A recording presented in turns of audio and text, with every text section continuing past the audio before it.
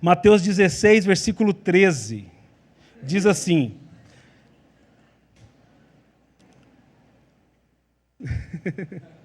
a Siri está falando ali. Amém. Amém. Ela está crente, está certo. Indo Jesus para a região de Cesareia de Filipe, versículo 13, né? Perguntou a seus discípulos: quem os outros dizem que é o Filho do Homem? E eles responderam: uns dizem que é João Batista, outros dizem que é Elias, e outros dizem que é Jeremias ou um dos profetas. Ao que Jesus perguntou: e vocês, quem dizem que eu sou? Respondendo, Simão Pedro disse: o Senhor é o Cristo, o Filho do Deus vivo. Então Jesus lhe afirmou: bem-aventurado é você, Simão Bar-Jonas, porque não foi carne e sangue que revelaram isso a vocês, mas meu Pai que está nos céus. Amém? Uma palavra de oração. Senhor, obrigado por esse tempo juntos, obrigado, Senhor, pela Tua palavra aberta, obrigado por toda a liberdade, Senhor, que temos de poder falar, proclamar as verdades do Teu Evangelho. Obrigado, Senhor, pela liberdade que temos de nos reunir como igreja, como família do Senhor, como Teu reino aqui nesta terra. Obrigado, Senhor. Ó Deus, que a Tua palavra seja semeada em os nossos corações, que a gente esteja atento, com a mente cativa, Deus, para aprender daquilo que a Tua palavra tem a nos ensinar nessa manhã. Pai, em nome de Jesus, toda distração, todo sofisma seja quebrado, toda fortaleza seja posta para baixo, ó Pai. Deus, e que em nome de Jesus a Tua palavra possa ser, ao lançada no nosso coração, ser lançada no nosso coração, ela possa, de fato, ó Deus, encontrar um bom terreno para frutificar. Jesus, nós oramos em Teu nome, para a glória do Teu nome e para o bem do Teu povo. Amém e amém. Amém? Só molhar o bico aqui. Bom, vocês têm visto que tem um assunto que está em alta hoje em dia, né? Principalmente nos últimos meses. Está estabelecida a cultura do corte. Para quem não está acompanhando, eu estou falando da estratégia muito usada hoje em dia pelos marqueteiros e por muitos influencers, de fazer recortes de vídeos completos, longos, e colocar em vídeos muito curtos, de 30 a 60 segundos. Normalmente são assuntos totalmente fragmentados, superficiais, normalmente os tons são polêmicos, destituídos de verdade, muitas vezes, incompleto. Sempre desconsidera o contexto esses cortes. E acaba criando um jogo de grande impacto com pouco conteúdo. E já existe especialistas de saúde afirmando e criando alertas de que o consumo exacerbado desses cortes pode afetar profundamente como processamos informações e também os nossos níveis de concentração. Quem viu as últimas notícias aí, tem acompanhado as eleições para prefeito da cidade de São Paulo, tem visto a guerra que tem sido isso. E não me posiciono de lado A nem B, porque não é o local para isso, mas pegou muita gente despercebida, desapercebida, pegou muita gente sem... Os marqueteiros tradicionais, por exemplo, não sabiam o que fazer, mas fato é que criou um grande impacto em como, por exemplo, as eleições daquela cidade estão sendo disputadas. Aqui no texto que a gente leu, acabou de ler, Jesus está diante dos seus discípulos num momento muito importante do seu ministério.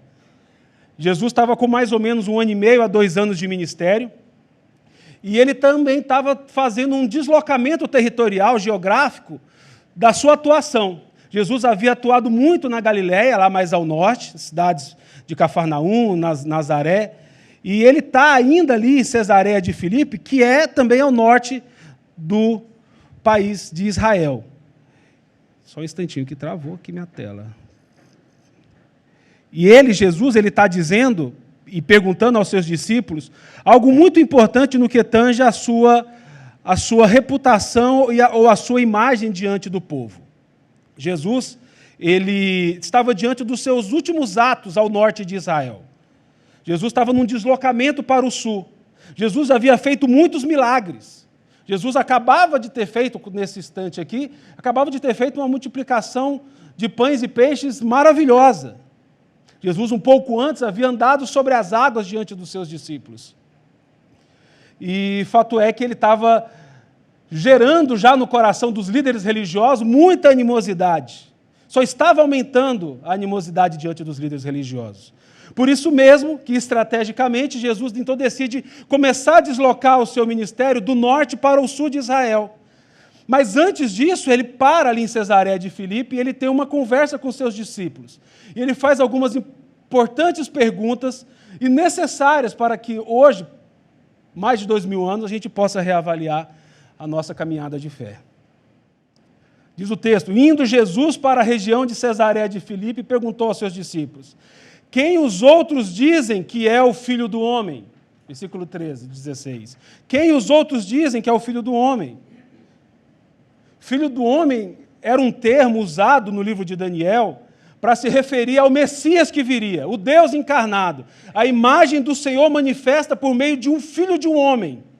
A ideia era da imagem de um homem fazendo referência ao próprio Deus. É interessante que no registro de Marcos, que dá, no texto do Evangelho de Marcos, que é o que dá origem ao texto de Mateus, o Marcos ele não menciona essa expressão filho do homem. Mas aqui Mateus, mais meticuloso e apegado aos detalhes do que o próprio Marcos, no De Chose a gente vê muito bem essa característica de Mateus, né?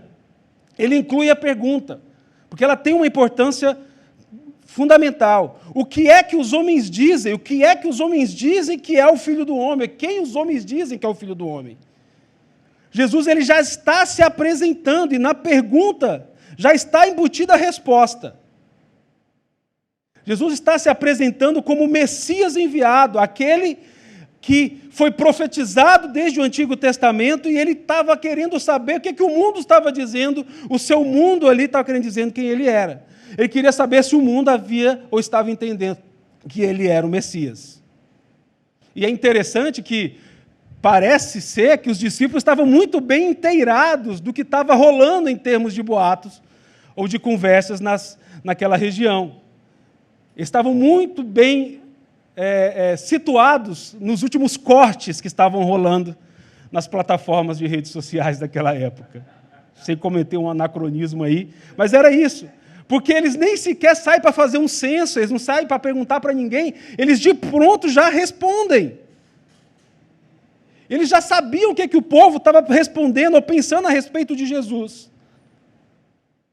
Mas também, claro, porque eles também estavam curiosos para saber o que os outros pensavam a respeito de Jesus. E é natural que isso aconteça. E o texto vai dizer que responderam, uns dizem que é João Batista, outros dizem que é Elias, outros dizem que é Jeremias, ou um dos profetas. No versículo 14 é que está escrito isso. Uma vez eu ouvi alguém dizer algo parecido com isso, eu estou parafraseando. Aquele que tem uma resposta certa sobre Jesus tem do seu próprio modo, tem cada um a mesma resposta. Só existe uma resposta sobre Jesus, mas as respostas erradas são muito variadas. Só existe uma resposta certa a respeito de Jesus, quem ele é, mas existem muitas respostas erradas e elas são várias. Ou seja, nós podemos acertar sobre Jesus de uma forma só, mas você pode errar de várias maneiras. Alguns diziam que era João Batista. João Batista havia sido morto no capítulo 14. Herodes assassinou João Batista, mandou assassinar João Batista, para poder cumprir ou satisfazer o capricho da sua enteada, filha da sua amante e cunhada. Ele manda assassinar João Batista. E é o próprio Herodes que suscita a hipótese de que Jesus, na verdade, é João Batista ressurreto dos mortos. Outros diziam que Jesus era Elias. Tem uma profecia no livro de Malaquias, capítulo 4, que Elias retornaria antes dos fins dos tempos, que ali converteria o coração dos pais aos filhos, dos filhos aos pais, como se Elias, numa forma futura, escatológica, viria e assim, antes que as coisas terminassem, colocaria muita ordem naquilo que estava acontecendo. Outros acreditavam que era Jeremias, o profeta do livro de Lamentações e do livro de Jeremias. Existem profecias, e essas profecias não estão na Bíblia exatamente, mas faz parte das lendas judaicas, de que Jeremias, no fim, sairia de uma caverna com a lei de Deus na mão. Então, alguns acreditavam que Jesus era a manifestação do profeta Jeremias, antes dos fins dos tempos, ou algum dos profetas, como diz o texto. Agora, o que essas respostas têm em comum? João Batista, Elias e Jeremias. Jesus estava sendo associado a um profeta de fala dura. João Batista era um pregador duro. Ele dizia: raça de víboras, arrependei-vos, quem vos ensinou a fugir da ira vindoura? Elias foi aquele profeta que pregou contra os profetas de Baal. E não só pregou, que se levantou contra o seu tempo, enfrentou o rei, enfrentou Jezabel. Jeremias, o homem das lamentações, é o exemplo de retidão e resiliência. Contra todos e contra todos, inclusive contra falsos profetas na sua época, ele se levantou. Em um tempo de absoluta catástrofe na nação de Israel. Ou seja, Jesus não foi interpretado, presta atenção, Jesus não estava sendo interpretado ou entendido como um profeta bonzinho, como um profeta amigo, agradável. Ele não estava sendo interpretado como um profeta que só veio para trazer bênçãos, cura, prosperidade ou a melhor vida. Não, ele foi interpretado como um profeta cuja pregação doía. Um profeta cuja mensagem tocava no âmago, como era o caso de João Batista, como era o caso de Elias, como era o caso de Jeremias. E na nossa era, infelizmente, quando a gente ora em volta e pergunta na Cesareia, ou na nossa Cesareia de Filipe, o que é que os homens pensam sobre Jesus? As respostas, na sua grande maioria, são muito diferentes dessas aqui. As pessoas gostam de falar do amor de Jesus. As pessoas gostam de falar da graça e da misericórdia. Cantores gostam de cantar sobre alguma coisa sobre Jesus. Pessoas que rejeitam Jesus como Senhor e Salvador, mas querem acertar Cristo como um pequeno padrão moral apenas, ou um exemplo de coisas agradáveis. Mas naquele tempo Jesus vinha para condenar o pecado e chamar os homens ao arrependimento. Jesus não é um chaveirinho de amor e doçura. Não, Jesus vem nos convidar eu e você, para que entreguemos a nossa vida total e absolutamente aos seus pés. No altar da adoração, muitos têm muitas opiniões sobre Jesus, e é muito difícil alguém não saber nada sobre Jesus. É interessante que os discípulos não dizem: ó Jesus, eles não tiveram um contato muito grande contigo, vamos dar um tempo para que eles te conheçam melhor, vamos dar um tempo para que eles possam formar uma opinião a respeito do Senhor. Não. Na verdade, eles já sabiam o que criam sobre Jesus. Eles já falavam o que eles pensavam que Jesus era. As pessoas têm ideias sobre Jesus, possuem opiniões sobre Jesus, mas muitas delas profundamente erradas. Tentam aceitar Jesus como líder, muito obrigado. Tentam aceitar Jesus como líder moral. Tenta aceitar Jesus como um modelo de relacionamento, como um terapeuta. Olham para Jesus como um bom exemplo apenas. Olham para Jesus como um revolucionário político, como alguém que veio para aprovar essas ou aquelas visões de mundo a respeito da vida. Afinal de contas, eles querem apenas um pedaço de Jesus, um fragmento. Eles querem partes selecionadas, os melhores cortes. Só o creme de la creme. Aqueles que os homens consideram melhores. Mas eles não querem o Filho do Homem. Meu irmão, Jesus não veio para ser escolhido. Jesus não veio para poder dar partes de si para nós. Jesus veio para se entregar de uma vez só, derradeiramente de uma vez só e de maneira completa. Os homens podem ter opiniões sobre Jesus, mas muitas delas estão erradas, ou quase todas. Essas opiniões não representam quem realmente Cristo é. Foi C.S. Lewis que escreveu lá em Cristianismo Puro e Simples que é muito comum que as pessoas aceitassem Jesus como um padrão moral, mas não aceitassem Jesus como Deus. Ele vai dizer, ninguém pode acreditar em Jesus apenas como um bom exemplo, um bom profeta, um bom modelo, e não encontrá-lo como Deus Salvador. No argumento apologético de C.S. Lewis, o mesmo autor das Crônicas de Nárnia, ele diz assim, se Jesus diz que é Deus e sabia que não era Deus, então ele é um mentiroso. Estão comigo? Se Jesus diz que é Deus e não era Deus, então ele é um mentiroso, um farsante. Não dá para você pegar alguém que é um farsante, um mentiroso, como modelo de vida. Agora, se ele dizia que era Deus, realmente pensava que era Deus, mas não era Deus, então é um louco. Porque está dizendo que é Deus e ele não é Deus. Então ele é um louco. Não dá para você também crer e entregar sua vida para um lunático. Ele é alguém com problemas psiquiátricos. Você não segue um louco como um líder. Ou seja, se Jesus dizia que ele era Deus e sabia que não era, ele precisa ser rejeitado. Se Jesus dizia que era Deus, achava que era sem ser, Jesus tem que ser rejeitado. Mas agora, meus irmãos, C.S. Lewis termina. Se ele dizia que era Deus, sabendo que era Deus, sendo Deus, então, meu irmão, você não pode escolher o tipo de Jesus que você quer. Você só pode aceitá-lo como o Deus que ele é.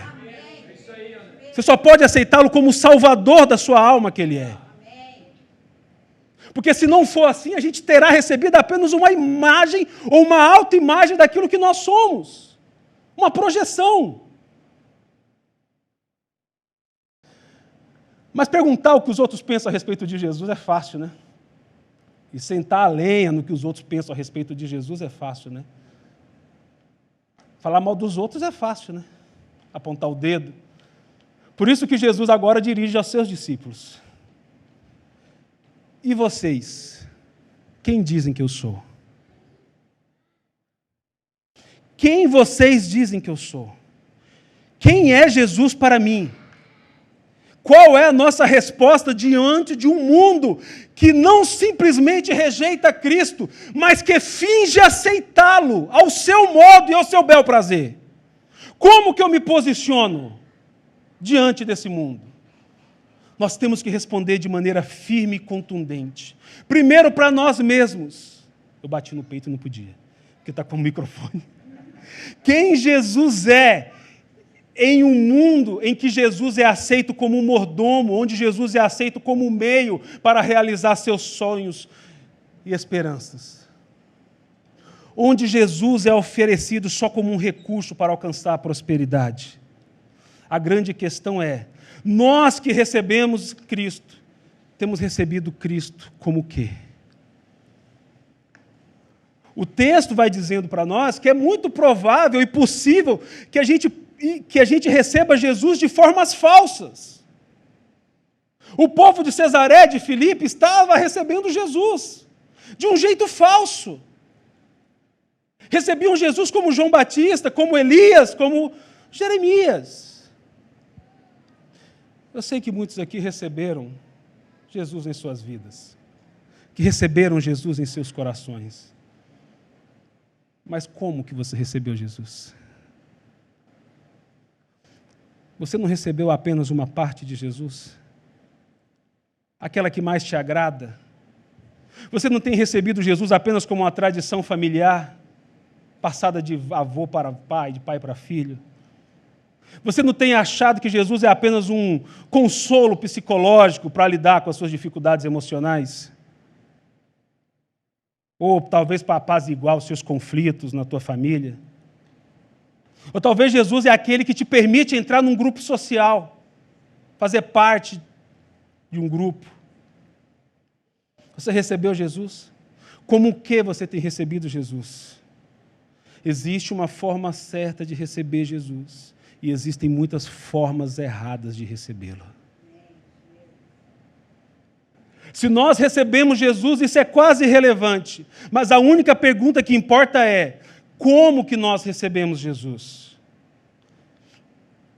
Seguindo o texto, Pedro então toma a frente dos seus amigos e responde: o Senhor é o Cristo, o Filho do Deus vivo. E Pedro aqui não representa só a comunidade dos apóstolos, mas toda a igreja. Ele revela a forma como todos nós devemos receber a Jesus. Tu és o Cristo, o Filho do Deus vivo. É assim que devemos receber Jesus. Primeiro como Cristo, o ungido, o Filho do homem. O ungido, ou Cristo, significa literalmente ungido. Essa é a linguagem usada para um profeta, sacerdote, ou para um rei no Antigo Testamento. Os reis, os profetas e os sacerdotes eram ungidos. Mas Cristo é o ungido de Deus. O ungido. Jesus é aquele que foi enviado, o Messias. Jesus é o Deus enviado para nós. É aquele que andou entre nós. Jesus, ele é o teu sacerdote. Você não precisa de outro. Ele é o teu sacerdote, é aquele que te leva até Deus. Jesus é o teu profeta, é aquele que fala para você da parte de Deus. No capítulo 17, no Monte da Transfiguração, Deus fala: esse é o meu filho amado em quem eu tenho prazer. Ouça-o!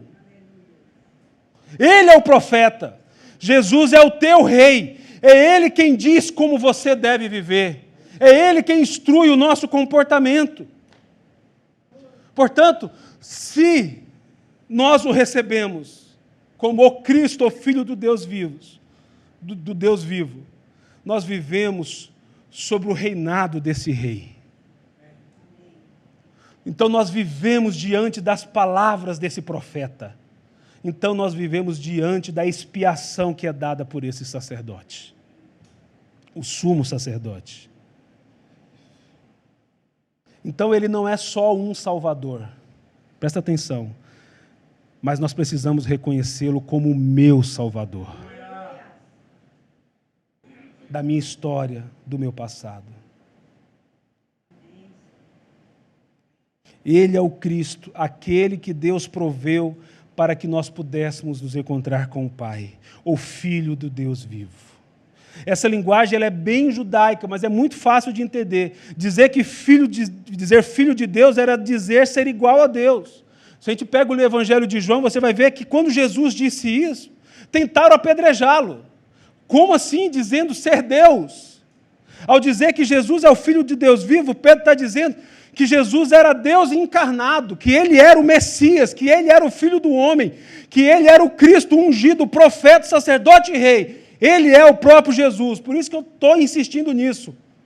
Quando você recebeu Jesus, se você recebeu Ele como Deus, como profeta, como sacrifício total e absoluto pela sua vida, pois é isso que Ele é. Ou Jesus é apenas um evento do nosso final de semana? Ou Jesus é só uma coisa que a gente faz em alguns momentos da nossa vida? Como é que a gente recebe Jesus? Será que Ele é só um bom exemplo? Será que Ele é só um líder moral? Jesus é aquele que, ao ser recebido, muda tudo, tudo, tudo na nossa vida. É aquele que entra no nosso interior e transforma cada detalhe da nossa existência. Sim, Jesus é aquele cujas palavras são palavras de vida eterna. Palavras que a gente passa a não poder viver sem escutá-las através da leitura da palavra. Ele é aquele que é o caminho para que a gente possa ter acesso a Deus novamente e assim a gente possa encontrar paz em Deus. Mas deixa eu mudar a imagem, para ficar um pouco mais claro. Romanos capítulo 1.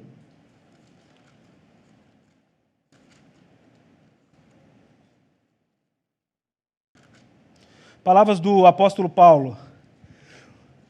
Este evangelho diz respeito ao seu filho, o qual, segundo a carne, veio da descendência de Davi e foi designado Filho de Deus com poder, segundo o Espírito de santidade, pela ressurreição dos mortos, a saber, Jesus Cristo, nosso Senhor. A palavra evangelho, que nós usamos muito, ela não é uma palavra exatamente judaica. A palavra evangelho, ela significa uma boa notícia. Literalmente, significa boa notícia, boas novas. Lá na antiguidade, quando o imperador, em campo de batalha, ele conquistasse uma vitória que lhe assegurasse paz e autoridade sobre um território, o imperador enviava arautos que iriam incumbidos de proclamar a sua vitória, a sua paz e a sua autoridade. Eles iam evangelizando, pregando o evangelho daquele imperador. Então, a expressão evangelho em si quer dizer proclamação, um anúncio, uma boa nova, uma boa notícia. Tim Keller diz assim: evangelho não é um conselho a ser seguido, é a boa notícia do que foi feito. E para nós, o Evangelho de Deus, fala das boas notícias do Filho de Deus. O Evangelho está centrado completamente sobre Jesus. Ele diz respeito a uma pessoa não é um conceito, não é uma ideia. Ele fala sobre aquilo que Ele fez por nós. Ele fala sobre a sua vida, sobre a sua morte e sobre a sua ressurreição. Pedro não havia entendido, por isso que mesmo após esse evento aqui, dessa conversa, aliás, logo em seguida, porque depois dele declarar, tu és o Cristo, o Filho de Deus vivo, Jesus fala, isso não foi carne nem sangue que te revelou, mas foi meu Pai que te revelou. Aí Jesus passa a falar da sua morte, passa a falar da sua via crucis, passa a falar do seu sofrimento, aí Pedro vem, chama Jesus num canto e começa a levar Jesus a agir com autocomiseração, com autopreservação, dizendo, não vai acontecer contigo não, nós vamos te proteger, pode ficar tranquilo. Esse mesmo Pedro que havia recebido revelação do céu, então, ele recebe uma repreenda terrível de Jesus. Sai para lá, Satanás, porque você não cogita nas coisas de Deus. O que o Pedro não compreendia ainda, não entendia, é que Jesus, que era o Filho do Deus vivo, ele seria o Filho de Deus com poder quando ressuscitasse. E Cristo ainda estava no caminho da sua crucificação. Por isso que Pedro, assim como os outros discípulos, não entenderam completamente. Mas hoje, sobre nós, é revelada uma compreensão ainda mais profunda do que aquela que sobre Pedro ou os apóstolos foi revelada. Porque nós temos o Cristo que foi morto, mas nós temos o Cristo que ressuscitou e vive à direita do Pai a interceder por nós.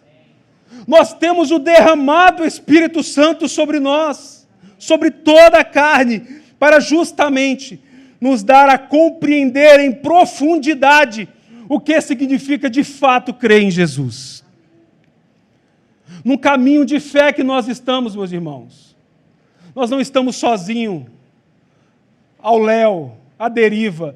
Não, o Espírito Santo de Deus tem nos conduzido e nos constrangido a compreender qual é o amor, quais são as dimensões do amor desse Deus por nós, a compreender qual é a obra desse Filho. Por isso que entender a respeito da proclamação de que Jesus é o Filho do Deus vivo, é também entender que Ele veio e cumpriu todas as promessas de Deus a seu respeito. Ele é o Cristo, o homem ungido, o Deus que veio e foi designado para governar o seu rei, o seu povo, o Rei dos reis, o Senhor dos senhores. Ele é o próprio Deus sobre nossas vidas.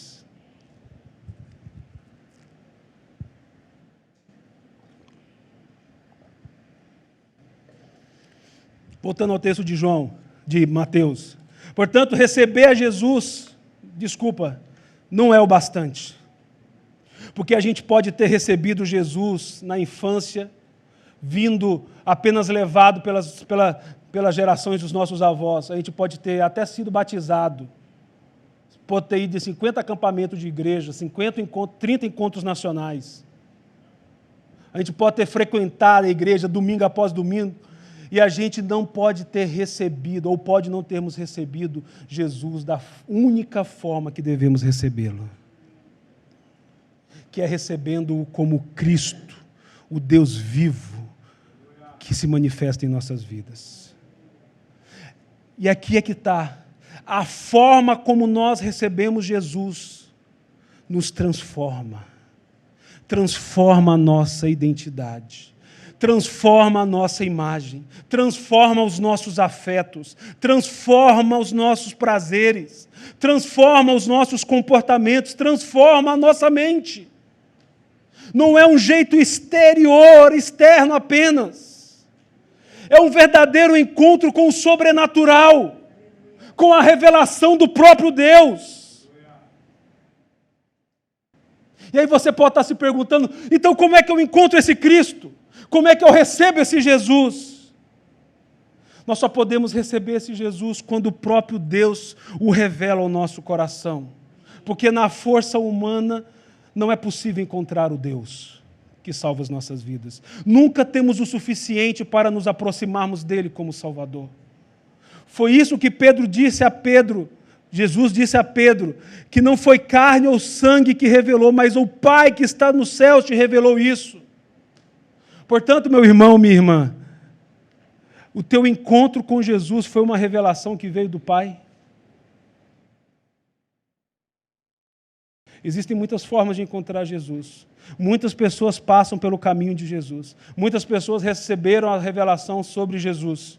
Mas todos receberam a Jesus por revelação de que o Pai os deu?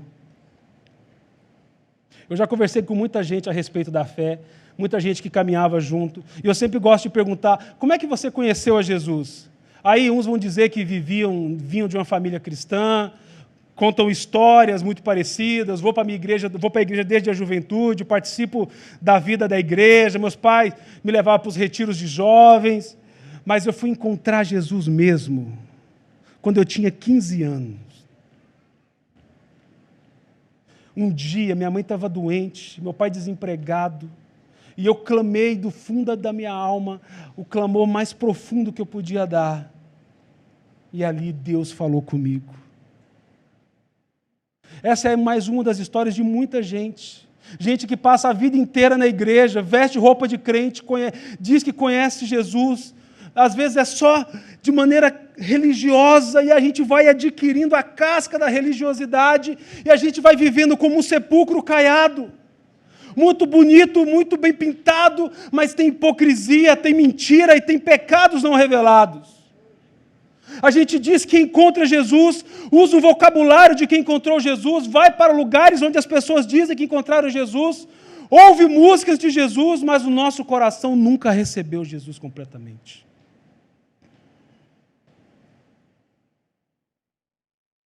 Acaba sendo um encontro que cruza com ele no final de semana. Por isso que no livro de Apocalipse, capítulo 3, versículo 20, diz Jesus, eis que estou à porta e bato. Se ouvir a minha voz e abrir a porta, entrarei em sua casa, cearei contigo e você comigo. Esse texto não é dito ou falado para descrentes, não, meu irmão. Esse texto é falado para a igreja. Jesus está dizendo que ele estava do lado de fora de uma igreja, que cantava em seu nome, que falava em seu nome, que proclamava em seu nome, mas ele estava do lado de fora. Portanto, sim, é possível vivermos apenas com uma casca de religiosidade, como sepulcros caiados.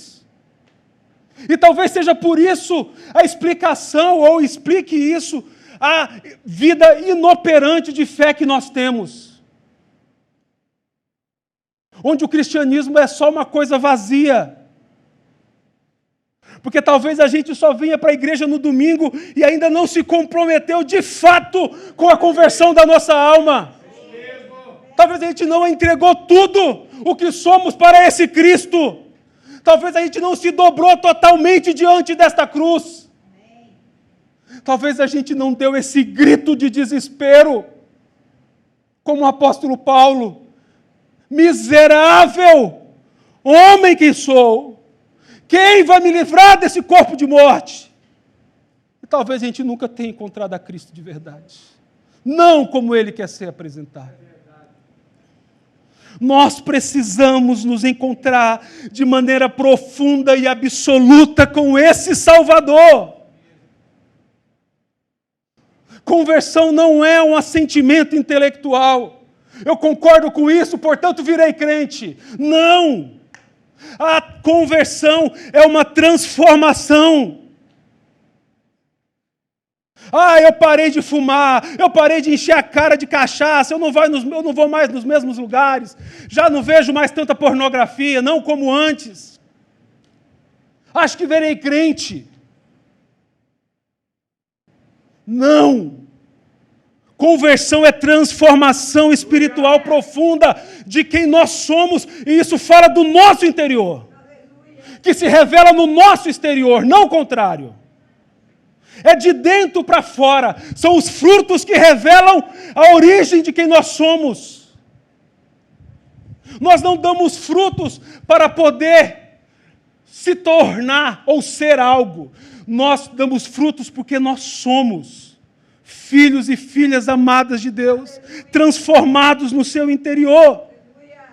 É a palavra da nova aliança em Ezequiel. Eu lhes darei um coração novo e porei dentro de vocês um espírito novo. Tirarei de vocês o coração de pedra e lhe dareis um coração de carne. Porei dentro de vocês o meu espírito e farei com que andem nos meus estatutos, guardem e observem os meus juízos.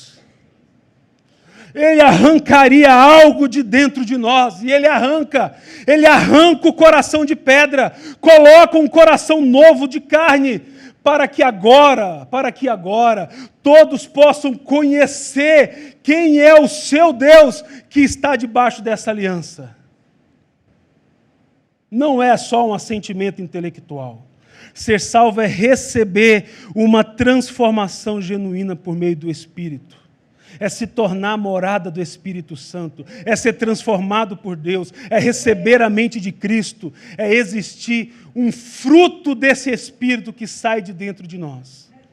É abandonar as obras da carne e viver em novidade de vida. É possível, André? Sim, quando você se encontra de maneira sobrenatural com esse Deus. Você já encontrou Jesus na sua vida? Quem é Jesus para você? É um corte, um fragmento? É como um brother que você caminha e cumprimenta de longe? Ou é aquele para quem você abriu completamente a sua vida e ele entra e te transforma por completo? Então Jesus disse aos seus discípulos: se alguém quer vir após mim, negue-se a si mesmo, tome a sua cruz e siga-me, pois quem quiser salvar a sua vida a perderá, e quem perder a vida por minha causa, esse a achará. De que adiantará uma pessoa ganhar o mundo inteiro e perder a sua alma? Ou o que dará uma pessoa em troca da sua alma?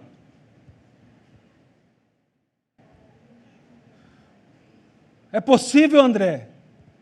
Vou te dizer, para você ser salva, você precisa ter um encontro verdadeiro com esse Cristo, que morreu por você, que se entregou por você e ressuscitou ao terceiro dia para te dar uma nova vida.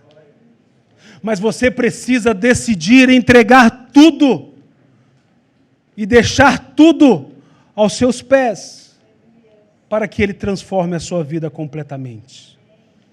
É esse o convite. Negue-se a si mesmo. Tome a sua cruz e siga-me. Você quer seguir a Jesus? Você quer reconhecer a Cristo? Aí essa é a pergunta. Você quer seguir a Jesus? Você quer encontrar com esse Cristo? Você quer deixar a sua vida aos seus pés e, portanto, deixar de querer ganhar a vida por conta própria, para ganhar a vida que Ele está te oferecendo?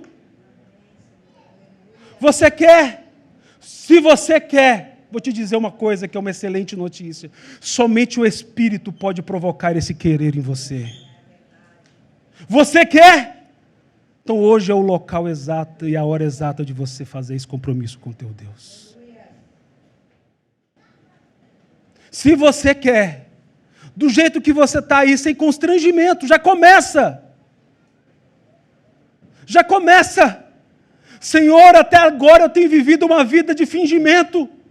Eu quero te receber de maneira completa. Eu quero receber esse Cristo. Eu quero te receber como o Senhor da minha vida, como o Rei dos meus dias. Começa agora aí.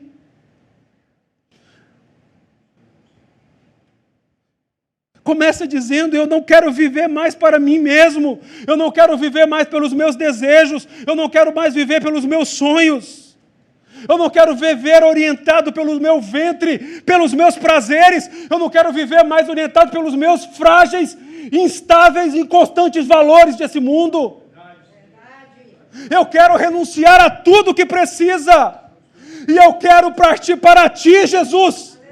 Comece aí. Fale no teu interior. Não precisa de muito neon. Não precisa de muito floreio. Faça essa oração no seu interior. Eu te quero, Jesus. Eu quero me saciar em ti. Senhor, eu quero considerar tudo como perda para poder me encontrar contigo, meu Salvador.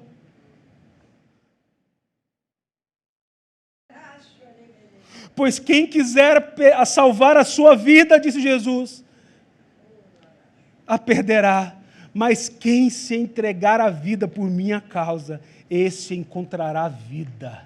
É o que ele está dizendo. Amém, irmãos? Amém. Esse é o dia. Essa é a hora. Você está recebendo de Deus a maravilhosa inclinação para se render a Ele. Não deixe para amanhã. Não deixe para hoje à tarde. Faça essa oração agora. Sentiu que no coração Deus falou contigo, ninguém vai te expor aqui não. Não é a minha intenção hoje te trazer aqui à frente. Faça essa confissão no seu interior publicamente. Senhor, eu quero te conhecer de maneira real e verdadeira, de maneira profunda.